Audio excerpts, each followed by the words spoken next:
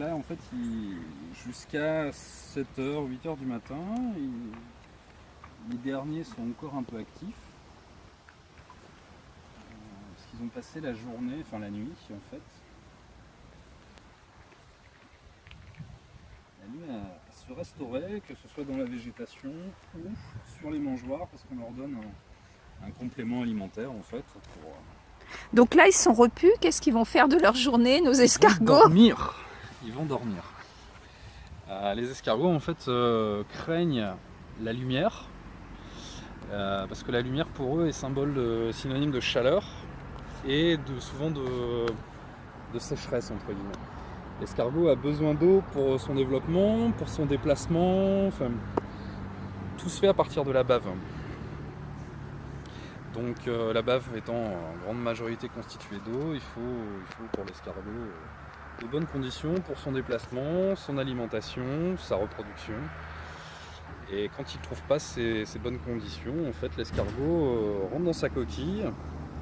On appelle ça s'operculer, c'est-à-dire il fait un petit film de bave qui va sécher, qui est riche en calcaire et qui va fermer la coquille.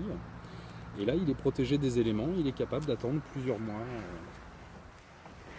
Et pour le coup, il va dormir où, notre escargot là Alors l'escargot il dort va se sous les réfugier. planches, D'accord. juste là.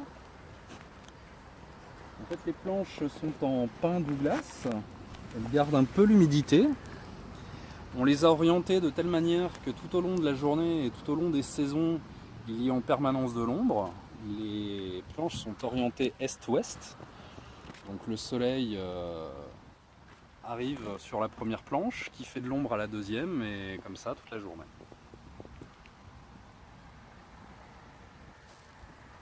Donc là on est vraiment en fin de saison, les escargots sont très gros, on a des conditions climatiques qui ne sont pas forcément optimales. On a un peu de boue qui se forme au pied des mangeoires parce que les escargots sont très gros, on est en train de les ramasser.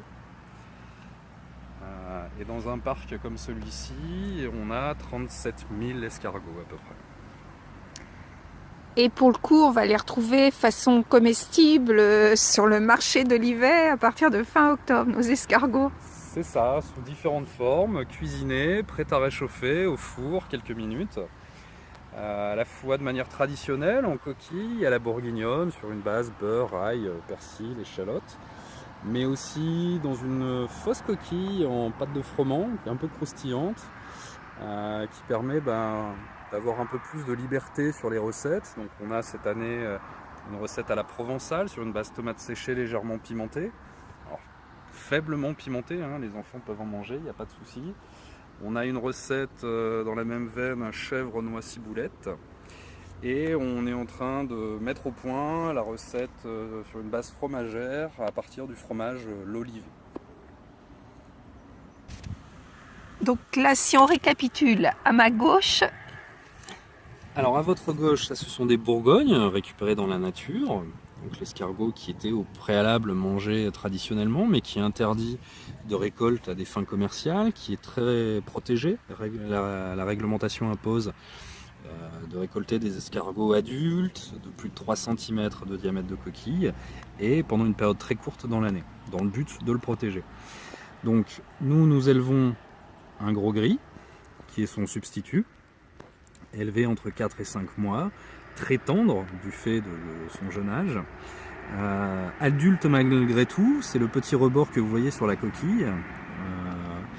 Et ensuite on teste à la fois pour la reproduction et aussi pour certaines recettes culinaires, le petit gris, qui lui est plus originaire des Charentes, de Perpignan, dans les contrées un peu plus chaudes françaises. Alors comment les reconnaître ? Si vous prenez un Bourgogne, il est blanc en dessous. Un petit gris, comme son nom l'indique, est gris. Et un gros gris est noir. C'est la manière la plus simple et efficace de les identifier. donc pour le coup, ceux que j'ai à ma gauche sont là pour la démo, ce ne sont pas ceux que vous commercialisez, que vous élevez. Tout à fait. On en maintient quelques spécimens pour les visites pédagogiques. Le petit gris On va dire que c'est une tentative. L'idée est de faire de la reproduction dans le but de vendre des naissins, des bébés escargots à d'autres éleveurs qui eux ne font que des petits gris.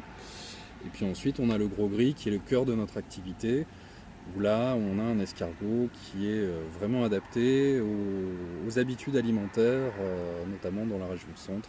L'escargot traditionnel, beurré en coquille, vendu en douzaine.